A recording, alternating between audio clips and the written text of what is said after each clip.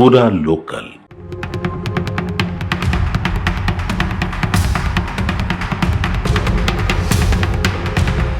సరిహద్దుల్లో భారత్ దూకుడుకు తట్టుకోలేని పాకిస్తాన్ పరువు దక్కించుకోవడానికి ప్రయత్నిస్తోంది.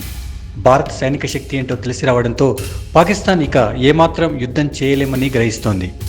భారత్ ఆపరేషన్ సింధూర్కు ప్రతీకారంగా ఏదో చేయాలనుకుంటే అసలుకే మోసం వస్తోందని పాక్ పాలకులు భావిస్తున్నారు. భారత్పై ఎలాంటి దాడి చేసినా ప్రయోజనం లేదని గ్రహిస్తున్నారు. ఎన్ని డ్రోన్లు ప్రయోగించినా ఏమీ చేయలేకపోవడమే దీనికి కారణం. భారత్ వద్ద ఉన్న అత్యాధునిక ఆయుధ సంపత్తే దీనికి కారణం. భారత్ ఇప్పటికే పాకిస్తాన్ ఉగ్ర లాంచ్ ప్యాడ్స్, ఆర్మీ స్థావరాలు, బంకర్లు, ఎయిర్ బేస్లను టార్గెట్ చేస్తూ దూసుకెళ్తోంది. పైగా భారత్ తన దాడిని మరింత తీవ్రం చేసే అవకాశం ఉందన్న వార్త పాక్ను భయపెడుతోంది.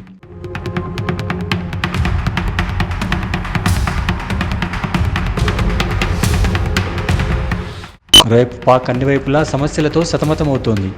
ఓవైపు బెలూచిస్తాన్ లిబరేషన్ ఆర్మీ దాడులు, భూకంపం, దిగజారిన ఆర్థిక పరిస్థితి పాక్ను కుంగతీస్తున్నాయి.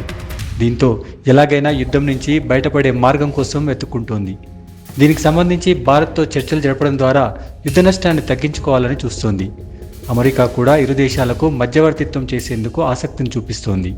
ఈ పరిస్థితిలో పాక్కు చెందిన director general of military operations అధికారి భారత్కు చెందిన మిలిటరీ ఆపరేషన్ అధికారికి ఫోన్ చేశారు. తాజా పరిస్థితులపై చర్చించారు. తమ పరిస్థితి దిగజారడంతోనే పాక్ అధికారి ఫోన్ చేసినట్టు భావిస్తున్నారు. వీరి చర్చలు కొనసాగే అవకాశం ఉంది. అటు US secretary of state Rubio కూడా భారత్తో శత్రుత్వాన్ని తగ్గించుకుంటే మంచిదని పాకిస్తాన్ ఆర్మీ చీఫ్ ఆసిమ్ మునీర్కి గట్టిగా చెప్పారు.